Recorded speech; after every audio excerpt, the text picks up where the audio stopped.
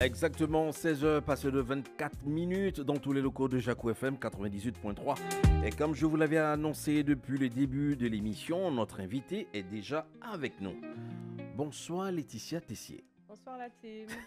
Bonsoir. La team, on vous dit bonsoir. bonsoir, Donc voilà, bonsoir. il faut répondre. C'est toujours la il faut- team. Voilà, la team est bien en place. Comment vas-tu Laetitia? Ça va et toi? La forme, ça va, Dieu fait grâce.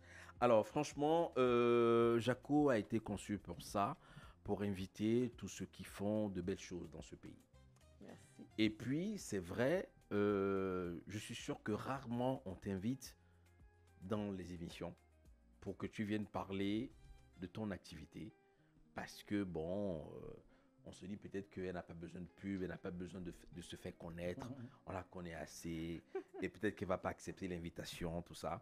Mais non, nous sommes là pour ça parce que le goût des belles choses, du détail, de la finesse, c'est Laetitia Tessier. Applaudissements très forts pour elle. Non, j'ai voulu que tu sois là parce qu'aujourd'hui, j'ai envie de parler de déco. Il fallait que j'invite quelqu'un qui s'y connaît proprement, avec voilà, toute la finesse possible. Et donc, aujourd'hui, on va parler avec toi de la décoration. À chaque fois qu'on parle de Laetitia, moi, j'ai déjà écouté, hein, les gens me disent souvent, Laetitia, on ne sait même pas en fait si elle est allée à l'école pour ça, ou si c'est genre un don que Dieu lui a donné. J'ai dit, bon, franchement, elle et moi, quand on se voit, on parle souvent de nos choses, mais jamais j'ai eu une conversation comme ça avec elle. On va en parler à l'émission. Déjà, la décoration, comment tu as commencé, Laetitia? Ben, comme je dis, à toutes les émissions où j'ai été invitée, mais que je n'ai pas suivi apparemment, Ok. ça découle de la préparation de mon propre mariage. Et j'ai commencé vraiment à être, je peux même pas dire obsédée, je vais dire passionnée. Ouais. Et j'ai dit à mon époux, j'ai dit, bon, franchement, là, je sens que j'ai envie de faire ça. Il me dit, finissons d'abord avec le mariage, peut-être c'est juste l'euphorie du moment. Et puis finalement, ben, on s'est lancé, et voilà, 11 ans plus tard. Ouais. où on en 11 est. ans plus tard, décoratrice professionnelle haut de gamme. Oui. Je dis haut de gamme parce que on te voit pas non plus partout. Voilà. Quand on te voit quelque part, on sait que bon là, tu sais de quoi je veux parler. Est-ce que ça a été un choix? Enfin, tu t'es dit, quand tu es rentré dans ce milieu, tu t'es dit, moi, j'ai ma cible. Le pire, c'est que non. Quand j'ai commencé, je me suis dit, je vais faire des super mariages à bas prix pour tout le monde. Et la réalité m'a rattrapée, en fait. Faire des mariages chics et haut de gamme, ça coûte cher à la personne même qui les fait. Donc, moi-même, ça me coûte très cher de les faire. Le client est obligé de suivre, en fait. Tu peux pas dire à quelqu'un, bon, paye 5 000 alors que moi, ça m'a coûté 10 000 francs pour le faire, tu vois. Ouais. C'est malheureusement, j'ai choisi de me positionner dans cette catégorie et il faut accepter la réalité du terrain qui va avec. Est-ce que tu t'es déjà retrouvé dans des conditions avec des clients que tu apprécies très bien, que tu, voilà, naturellement, avec qui tu t'entends très bien, mais tu n'as pas pu gérer leur cérémonie faute de budget? Faute de budget, genre ils n'avaient pas le budget pour me payer? Oui. Oui. Après, faut pas suivre, on fait beaucoup de, je vais appeler ça des dons, hein. Les gens ne le savent pas, mais il y a beaucoup de gens. La vie, c'est pas le ngori aussi. Non, mais sérieux, les gens ne le savent pas, mais il y a beaucoup de mariages, en fait. Il y a beaucoup, des fois, c'est ma famille, donc ils ne payent pas vraiment. Ils vont payer les main-d'œuvre des employés. Il y a d'autres, on se connaît bien. Il y a d'autres qui n'ont pas le budget, à qui je dis, tu sais, c'est au feeling. Il y a des gens dans l'année, franchement, ils vont arriver, tu vas sentir, OK, toi, c'est pas grave, donne ça, je vais faire un truc de malade. Et puis voilà, quoi. Et puis, il y en a d'autres... Voilà. On se transforme en ONG. Voilà. Quand il y en a, il faut qu'il Non, mais il faut toujours faire sa bonne action dans l'année. Tu peux pas toujours dire non, moi c'est juste l'argent, c'est faux. Faut pas croire. Hein. Ouais. Laetitia Tessier, lorsqu'on parle de décoration, je ne suis pas un professionnel, mais je sais que quand on parle de déco, il y a la déco extérieure, la déco intérieure, la déco des événements, tout ça. Toi, tu es partout, en fait. Oui. Oui, mais si, en fait, j'ai officialisé le côté design d'intérieur et aménagement paysager durant le Covid. Parce que c'est des choses que je faisais en off, tu vois. C'était genre, bon, tu prends un petit projet comme ça. Et quand le Covid est arrivé, ben là, tu peux plus rien faire. Donc, tu te dis, je peux plus mettre mes œufs. Voilà, je peux plus mettre mes œufs dans un même panier. Je vais officialiser cette branche de Home by Letties. Et aujourd'hui, voilà, on fait... Je vais dire officiellement, je préfère honnêtement faire l'aménagement paysager parce que tu sais que je suis obsédée par les fleurs et les plantes, que de faire un intérieur de maison. Ouais. Mais je suis passionnée pour faire les plans. Ça, j'adore ça, faire les plans. Mais au niveau de la réalisation, honnêtement, je vais préférer me concentrer sur l'extérieur. Et puis aujourd'hui, tu fais déjà les mariages de moins en moins. Oui, Fatigant. non, c'est pas que c'est fatigant. On a moins... En fait, je pense que les gens ont peur de venir vers nous. Et puis, tu sais, il y a déjà beaucoup de... On a déjà beaucoup de collaborateurs. Ouais, Donc, ok. il y a plus de choix. Et les gens veulent vraiment venir vers nous pour des choses un peu plus poussées. Donc, on accepte. C'est le Ok. game. On a voulu se positionner. On sait que quand les gens viennent vers nous, c'est parce qu'ils veulent vraiment... Alors qu'on a proposé aux gens, hein, je le dis tout le temps, on a fait des formules vraiment petits mariages, à bas prix, etc. Les gens n'ont jamais voulu. Et pourtant, j'ai proposé. Hein. Ouais. Après, on va dire que je suis chère, mais les gens, ils veulent Oui, pas. parce que tout de suite, quand on entend ton Non, nom, ils tout le veulent monde pas. dit non, non, moi je veux pas. Laetitia, elle est trop chère, je peux pas. Alors qu'ils savent pas, il vaut mieux venir poser la question et après, on tombe d'accord sur un prix, tu vois. Mais il y a des choses que moi, je vois passer, je dis, ils peuvent pas dire que ça, c'était pas cher. Mais quand c'est d'autres personnes, on n'en parle pas. Mais quand c'est Laetitia, on aime préciser que oui, c'est Laetitia qui est chère. Donc, moi, je regarde. Ça fait ma pub. Hein. Est-ce que ça te dérangerait si on parlait du chiffre? Non, et je savais. Et j'ai dit ça. J'aurais dû parier. J'ai dit à un ami, j'ai dit, je te promets, ils vont demander des chiffres. Il dit non, mais il faut encourager. J'ai dit non, eux, ils ont certains chiffres là qu'ils aiment entendre. C'est pas pareil. C'est pas pareil. D'accord. Après, ça dépend, c'était quoi ta question. Non, moi, je voulais juste te poser la question de savoir le plus petit budget que tu as eu pour décorer un mariage. 5 millions. 5 millions. Oui, mais ça dépend du nombre d'invités. Ça Oui, dépend c'est ce de que ce que le client veut, en fait. On est capable de faire un mariage, je ne vais pas dire simple, mais un mariage, un joli petit mariage qui n'a pas forcément, où tu n'as pas transformé tout un espace. Tu vois, c'est notre formule de base. Ouais, il faut que les gens sachent aussi. Donc, 5 millions, tu as déjà décoré un mariage à 5 millions. Oui. Et le plus gros budget? Non. Non, là, non. Là, non. Là, non. Tous mes clients vont être indexés. On va dire, oh, ça doit être lui, ça doit être lui. Non, je ne veux pas. D'accord. Ok, tranquille. Ben écoute, aujourd'hui, tu l'as si bien dit, hein, dans ce milieu, la décoration, il y a déjà beaucoup de collaborateurs, collaboratrices. Est-ce qu'il arrive que ces collaboratrices et collaborateurs t'appellent pour avoir des conseils, pour avoir lorsqu'ils se retrouvent à des situations où un peu ambiguës, ils t'appellent quand même pour avoir ton avis? Si, ben, il y a beaucoup, surtout celles qui commençaient. Là, je sais pas, là, il n'y a pas trop de nouvelles têtes. Après, je ne les connais pas trop. Mais il y a beaucoup, quand elles commençaient, elles m'appelaient, elles me disaient, est-ce que je peux faire ça? Et puis, je lui dis clairement, même pas seulement dans la déco, hein. Dans beaucoup de domaines, les gens m'appellent. Que ce soit dans la photo, que ce soit dans le service traiteur, que ce soit même dans le domaine... comment on appelle ça? Je ne vais pas dire audiovisuel, mais bon, tous ceux qui font les concerts, là. Et je donne mon avis parce que je suis tellement pointilleuse que moi, quand je travaille avec certaines personnes, je leur fais utiliser leur matériel d'une manière à laquelle eux, ils ne penseraient pas l'utiliser. D'accord. Donc, chaque fois, quand j'arrive sur un site, on va dire, par exemple, mon cher grand frère Edgar, il n'est pas là, mais quand j'arrive sur un site, il dit clairement à ses équipes, c'est elle le boss. Parce qu'il sait que c'est elle qui sait comment elle va te faire des choses que même nous, on ne va pas penser à ça, quoi, tu vois. C'est vrai. Et ça, je peux confirmer parce que, bon, on s'est déjà retrouvés plusieurs fois sur... Alors, je te présente mon équipe. En face de toi, tu as Lindsay. Chantier. Lindsay, Claude Césaire, Kenny Stérance, qui ont aussi des questions pour toi. Ok. Allez-y. Laetitia, bonsoir. Bonsoir. Moi, j'ai vu, j'ai vu tes publications sur Internet, ou du moins les publications de, c'est quoi, Leti by Event ou Event by Leti, un truc comme ça.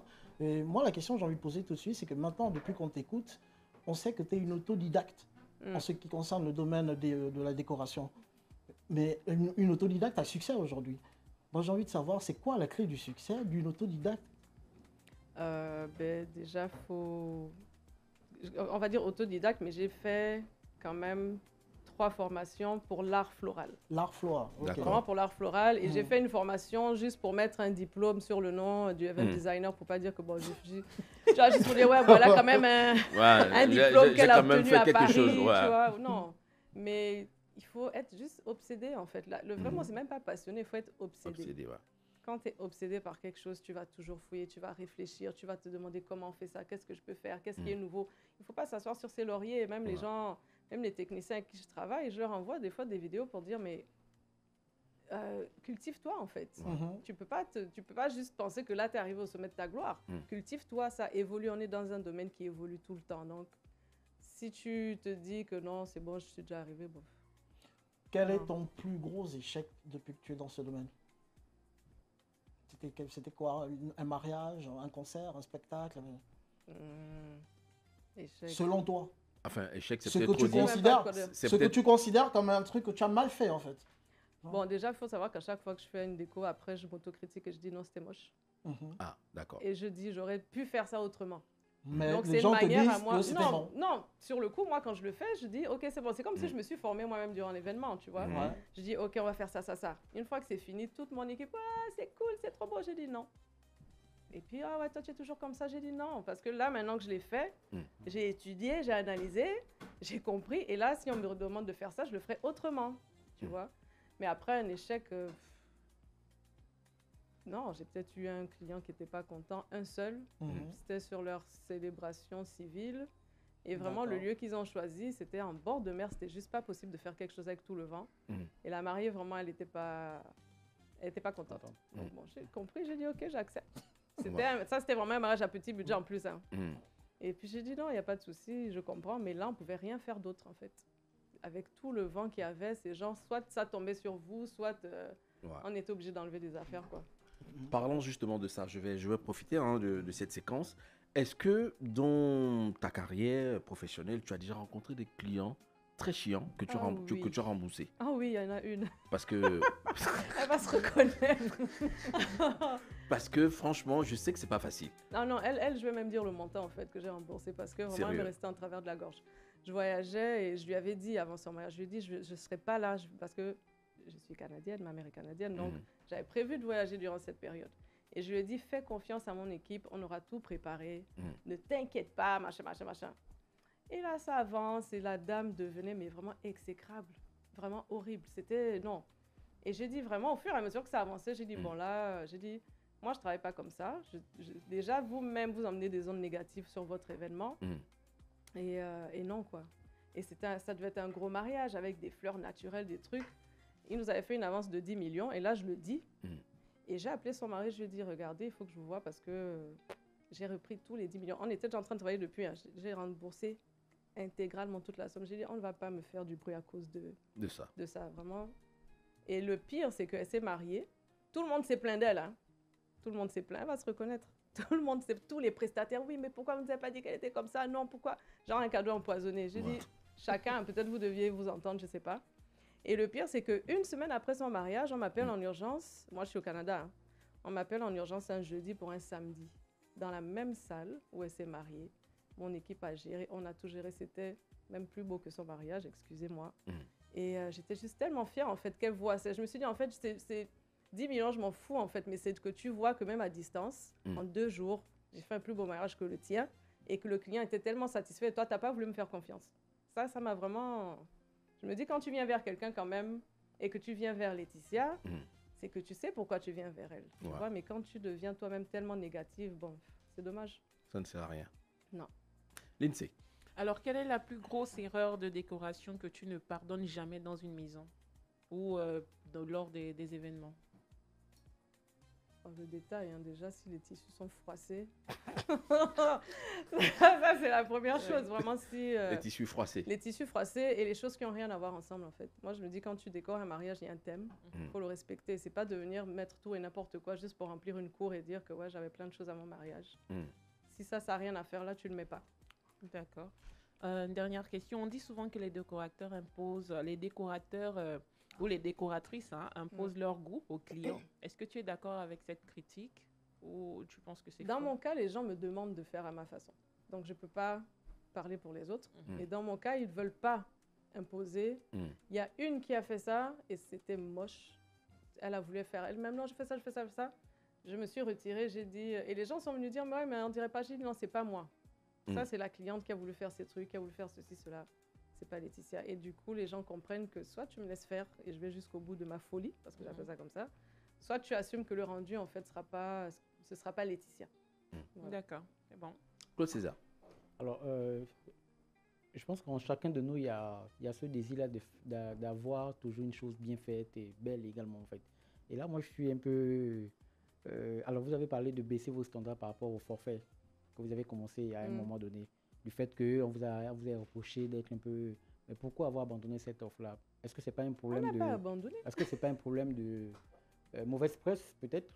Non, en Ou fait, c'est peut-être pas qu'il y a ça. trop de gens qui parlent et donc du coup on s'accroche au ragot Bon, plutôt que d'aller vérifier l'information. Déjà, il y a les gens, en fait, je pense que les gens, ils ont déjà une idée faite. Il y a beaucoup de gens qui parlent de nous qui ne nous connaissent pas, qui ne nous ont jamais vus. Je pense que sur 100% des gens qui parlent de nous, il y en a que 5% qui me connaissent personnellement et qui nous ont approchés. Ce que les gens doivent comprendre, en fait, c'est que le coût de leur mariage va dépendre du nombre d'invités. Ce n'est pas Laetitia. Donc, moi, je dis aux gens, apprenez à faire des petits mariages. Vraiment, à la coutume, on comprend que tu es obligé de faire en fonction de la famille. Mais pour un mariage civil, tu n'es pas obligé d'inviter 500 personnes juste pour dire que tu as eu le plus gros mariage, etc. Ça sert à rien. Tu vois, j'ai eu un jeune couple comme ça qui me dit, ouais, mais là, je dis, vous avez 500 invités, vous n'avez même pas 30 ans. C'est les invités de vos parents. Calculez juste 500 fois 2000, parce que nos nœuds, on les faisait à 2000 parce qu'ils sont très gros. Ce n'étaient pas les tout petits nœuds. Je dis, calculez 500 fois 2000, ça fait 1 million juste pour des nœuds de chaises. C'est 500 personnes, en fait. C'est déjà beaucoup. Donc, que ce soit la déco, que ce soit la bouffe, que ce soit la boisson, que ce soit même la salle ou les serveurs, c'est le nombre d'invités. On a fait une proposition en partenariat avec la Villa Tari Garden qu'on avait redesigné justement pour ça avec notre partenaire. Et on leur a dit, on vous fait une offre pour des mariages de 50 personnes. Personne. On a eu peut-être 3 mariages là-bas, je ne sais même pas, en 3, 4 ans, 5 ans depuis le Covid.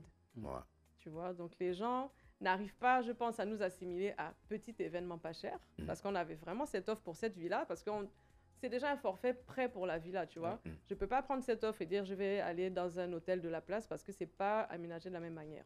Ça va demander une autre logistique. Donc, je n'ai pas abandonné. Et comme je dis, on fait des forfaits en fonction de ce que le client prend. Si tu prends, par exemple, tout ce que je t'ai proposé, je vais dire, OK, tu as pris tout ce que je t'ai proposé, moi, je te coupe de 30% ton budget et puis on fait le mariage, tu vois. Est-ce que si on veut vous contacter pour la période de janvier, février, le week-end, c'est calé? Non, on est encore libre, on a du temps. Il y a un mariage en vue? On prend l'information. Déjà, parlons de ton équipe. Tu gères combien de personnes aujourd'hui? Ça dépend de l'événement. On peut être 50, pas un nombre. Mais les gens à temps plein, on est 10 à 15 personnes. Ouais, après les salariés. Oui, les salariés. Voilà, entre 10 et 15. Maintenant, quand tu es sur un site, tu es entre 20 et plus, parce que là, tu n'as pas juste l'équipe technique qui gère la mise en place. Tu as tous les techniciens, genre les menuisiers, les ferrailleurs, les électriciens. Ça dépend de ce que tu fais, quoi. Jaco FM 98.3. Jaco FM.